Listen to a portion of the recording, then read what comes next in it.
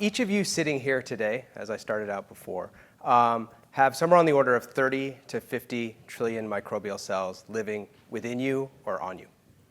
And that's the case for almost everybody in the world, right? That might make some of you get a little uneasy or squirm a bit, because most of us think about microbes as negative. We have negative images of them, diseases, where we get to see lots of disgusting pictures of bacterial diseases. Your shower might get moldy. Your food might not look right or smell right.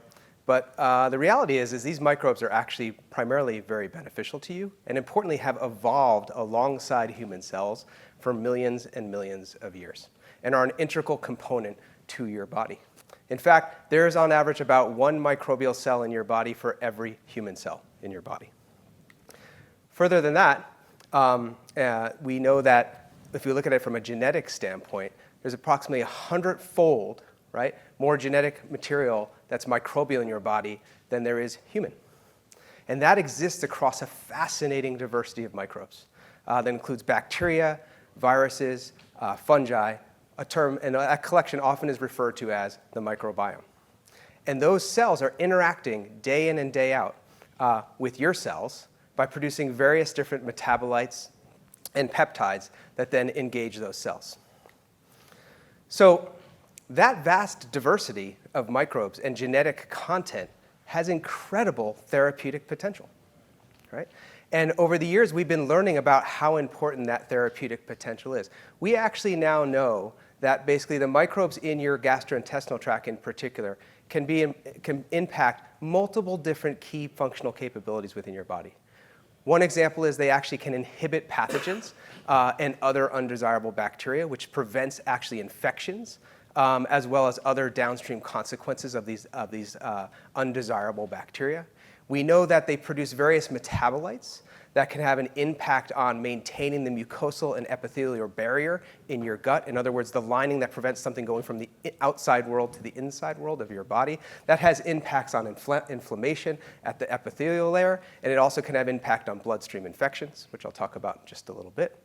And we also know that it can modulate your immune system, and not just any parts of your immune system, both your innate and adaptive immune systems. A lot of people don't realize 80% of your immune cells in your body sit at that mucosal epithelial barrier, right? We also know that basically we could have impacts in all types of metabolic conditions as well. So if we look, this has been an interesting day. So if we sorry. So if we look at that diversity of microbes, one thing that we've started to learn is that there can be significant disruptions to that microbiome, and that has meaningful consequences on disease. So microbes in your gut are interacting with each other, and microbes are also interacting with your human cells. And as those microbes get disrupted, in other words, we lose certain microbes and we lose the associated functional capabilities, that can have all kinds of medical consequences that are negative. Just some examples. We know that a disrupted microbiome can lead to the development of Clostridioides difficile infection in your gastrointestinal tract and many other infectious diseases. We know that it has impacts on inflammatory diseases such as ulcerative colitis and Crohn's disease. We know that these disruptions in the microbiome can have impacts in cancer and have been tied to colorectal cancer. And in fact, immune checkpoint therapies, one of the driving therapeutic paradigms in cancer today, seem to be potentially impacted in terms of the efficacy based on the microbes that are in your gut, right? So there is incredible therapeutic potential to use microbes. And where we sit today is that while there have been amazing advances in medicine over the years, going from small molecules to monoclonal antibodies to now gene editing therapies like you were hearing about earlier today, mRNA technologies, these all focus on the human component of your body and don't even take into consideration the microbial component. So sitting within that microbial component is amazing therapeutic potential. And so that's what we're seeking to go after as a company at Seres Therapeutics when we launched this company approximately 12 years ago. And so as I talked about before, there's disruption. And so the concept is that you can take a disrupted microbiome where we can understand what's missing and what functionally is wrong based on the microbes. And then we can actually design a composition of microbes themselves to be a therapeutic. So we can take a collection, in our case, of bacteria, optimize that set of bacteria to have a certain set of properties, orally formulate it, and administer it to a patient. And what that does, and how we think about these drugs, and so this is a concept we call microbiome therapeutics. And so what that does is the following, is first we optimize these consortia of bacteria to actually engraft in your gastrointestinal tract. What do I mean by that? It means they actually take up residence in your gastrointestinal tract. That leads to further changes in your gastrointestinal microbiome and the environmental conditions, and ultimately you are restoring or putting back or changing the functional parameters of your gastrointestinal tract, which then has an impact on disease. So this is a technology that we've now been developing for quite a few years, and it's not science fiction anymore. Actually, at Seres Therapeutics, we got the first microbiome therapeutic approved last year by the FDA. This was for the treatment of Clostridioides difficile disease.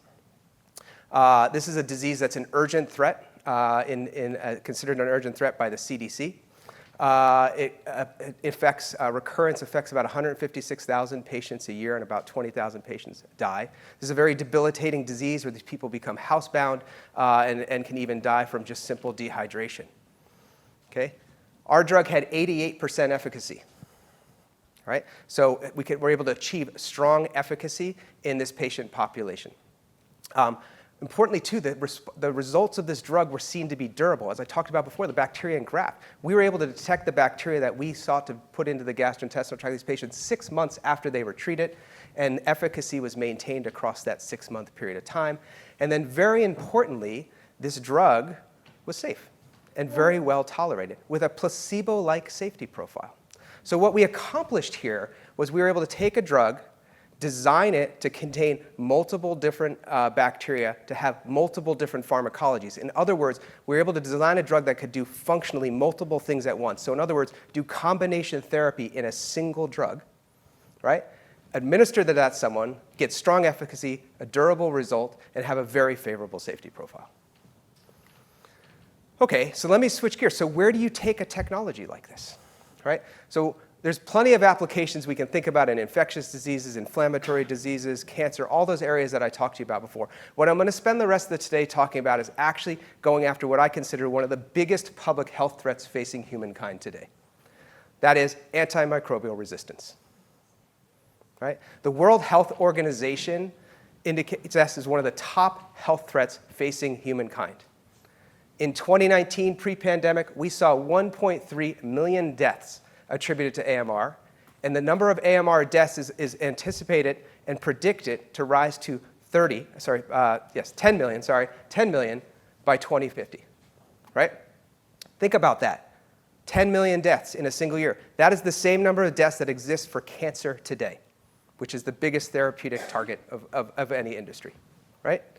And it's predicted that there'll be on the order of about a 3.8% loss in global GDP due to antimicrobial resistance. Now, antibiotics are one of the most amazing inventions of the past couple decades, or past couple centuries, sorry. Basically, when Alexander Fleming discovered penicillin, it opened up an amazing amount of medical capability, where you could do simple procedures, even like dentistry, at low risk. Because if you just developed an infection, you just take an antibiotic and kill it. But the problem is that we are losing the efficacy of these antibiotics. And there have not been new antibiotics brought forward. And additionally, the formation of resistance to antibiotics is getting shorter and shorter. The first antibiotics, it took about 10 years to develop resistance. Newer antibiotics can develop resistance typically in 2 to 3 years, and some even before they come to market. Right? And that's because we haven't been approaching this from a new technology or a new target. And with microbiome therapeutics, we can go after multiple targets that are not susceptible to resistance. So what are we doing? So take our drug SER-155, which is currently in the clinic. And what we designed SER-155 to do was to go after multiple targets to address this problem of antimicrobial resistance. We're doing this in hepatic stem cell transplant patients, which are highly medically compromised patients. So in other words, these are patients who have lost their immune system and are undergoing a stem cell transplant to get their immune system back. And in these particular patients, and this is what I'm showing you here is very common across many different patient populations, is first you have a disrupted microbiome, as I was talking about before. What this allows is a whole bunch of pathogens, particularly those that harbor antimicrobial resistance, to basically start to dominate the gut, or what's called have pathogen domination or overgrowth in the gut. That's associated with all kinds of downstream clinical consequences. One consequence is that actually you start to lose the mucosal barrier, and those microbial cells start to come in direct contact with the epithelium, which leads to all sorts of inflammatory responses. And then as well, what can happen is that epithelium gets holes in it, and so now the bacteria can do what's called translocate and wind up inside on the other side of your gut lining, and so into your bloodstream. And that has all kinds of cascades, which of course most significantly leads to bloodstream infections. Right? And then as well, the bacterial antigens that cross the cell, et cetera, as well, can have all types of inflammatory responses. So this overgrowth effect is very, very detrimental in these particular patients and multiple different medically compromised patient populations, which goes, for example, liver patients, ICU patients, et cetera, very large populations.